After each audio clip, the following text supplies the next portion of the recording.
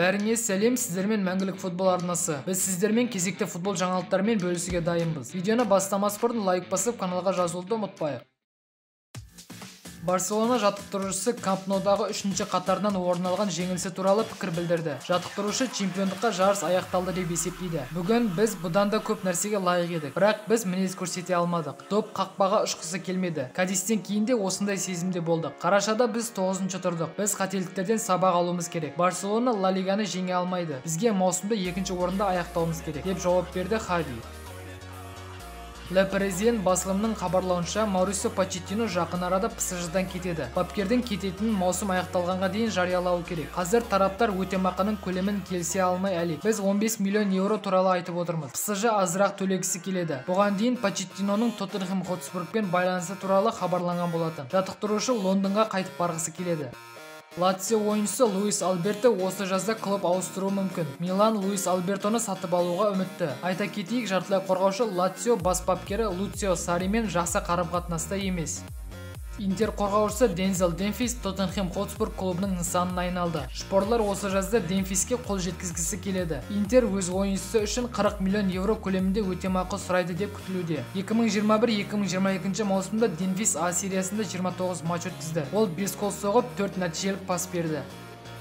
Пауло Дибаланың болашақ еркін агент мәртебесіне қарамастан әлі клубтардан ұсыныстар жоқ. Аргентиналық мансабын Интер немесе Атлетико командаларында жалғастыру мүмкін. Басқа клубтар Дибаламен байланысқа шыққан жоқ. Ойыншы өзінің болашағы туралы әлі шешім қабылдамады. Аргентиналық келісімді жазда жариялайды. Дибала бұған дейін Ювентустан кететінін растаған. Аргентиналық премьер-лигаға ауысқысы келеді. Бірақ Англиядан Дибалаға деген қызығушылық жоқ. Вест Хэм шабуылшы Мойзе Кенге қызығушылық танытуда. Бұл туралы британдық басылымдар хабарлайды. Кейін қазір Ювентусте жалға ойнайды. Оның келісімшарты Эвертонға тиесілі. Дереккөздің мәліметінше Кеннің ауысуына Вест Хэм бас бапкері Дэвид Мойес жеке қызығушылық танытып отыр. Шотландиялық Кеннің талантының үлкен жанкүйері және шабуылшы Вест Хэмді күшейте алатынына сенімді. Жақын арада қақпашы Мануэл Нойер Бавариямен жаңа келісімшартқа отырмақ. Бұл ақпаратты журналист Никола Шира бөлісті. Ең тәжірибелі футболшы жаңа келісімшарты 2024 жылдың жазына дейін есептелген. Келісімнің қаржылық мәліметтері әлі жарияланбады. Мануэл Нойер 2011 жылдан бері Бавария қақпасын қорғап келеді. ПСЖ спорт директоры Леонардо алдағы жоспарлары туралы айтты. Бразилиялық маман Парижде жұмыс жалғастырғысы келеді. Мен осында жұмысты жалғастырғым келеді. Менің жоспарларым сол күйде қалды. Әрине мен қателіктер жібердім, бірақ мен ПСЖда жұмысты жалғастырғым келеді, деді Леонардо. Бұған дейін бақта Леонардоның жазда қызметінен кетуі мүмкін екендігі туралы айтылған болатын. Бұл париждіктердің чемпиондар лигасынан ұшып кетуімен байланысты болды.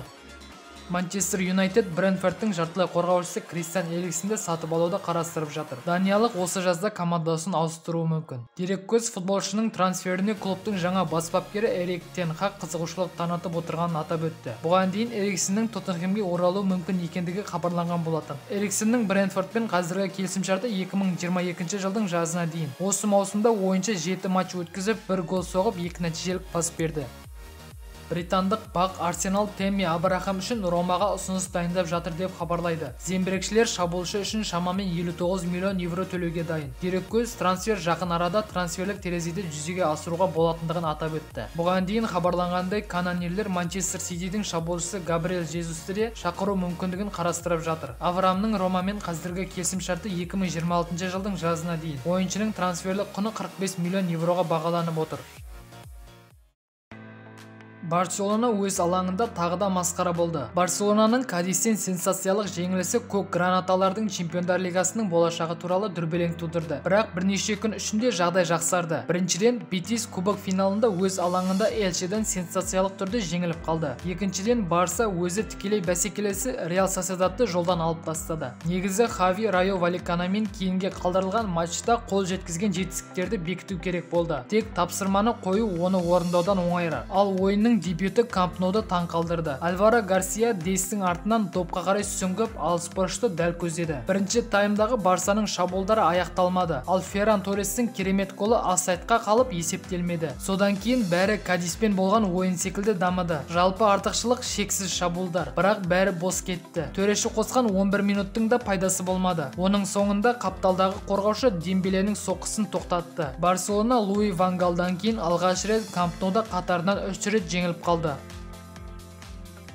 Стэнфорд Бриджде өткен лондондық дербидің бірінші жартысы тартысты болды, бірақ мүлде әсерлі болмады. Қақпаға соққы 45 минуттың ішінде 0-0. Допты ұстауда айтарлықтай басымдыққа ие Челси шешуші сәтте шешім қабылдаудың жылдамдығы жетіспеді. Үзілістен кейін жағдай жақсарғанымен Вест Хэм табандылықпен қорғанды. Қорғаушы бірнеше метрлік соққыдан тосқауыл қойса, Фабиански қиын соққыны алып шықты. Егер 90-ші минутта Маркос Алонсоның тамаша пасынан кейін Пуличич гол соқпағанда, барлығы жақын күндері Джорджиноның жаңа сәтсіздігі туралы айтып жүрер еді. Энфилдте старттық ысқырыс естілмес бұрын кестедегі екі Ливерпуль командасы дербидегі рекордты 47 ұпайды бөліскен еді. Жеңіске деген мотивация екі жақта да шарықтап тұрды. Қызылдар Манчестер Ситиді қуып жетуді көздесе, ал Эвертон Бернлиден жеңілгеннен кейін қызыл аймаққа түсіп қалды. Осылайша бірінші таймда ең аз қауіпті сәттер және максималды шиеленіс. Соңында бәрі ерегіспен аяқталды. Қызылдар әрине басымдылық танытып, қарсыласқа алғашқы 45 минутта бар болғаны 32 пасты орындатуға мүмкіндік берді. Бірақ соғылған гол болмаса мұның мәні не? Дегенмен Юрген Клоп өзінің құтқарушы Оригиді алаңға шығару арқылы жеңіске жетудің рецебін тапты. Бельгиялық Салахпен қақпа аймағында бұрышына жақын жерде паспен ойнады. Ал мысырлық 62-ші минутта Робертсонның басына допты дәл жеткізіп, соңғысы екінші қабаттан гол соқты. Ал ойынның 85-ші минутта Золым Данышпан Ориге қақпаны дәл көздеп ойынның нүктесін қойды. Видеоны соңына дейін көргендеріңізге рахмет. Егер видео ұнаса, лайк басып, каналға жазылуды ұмытпайық. Келесі видеода кездескенше.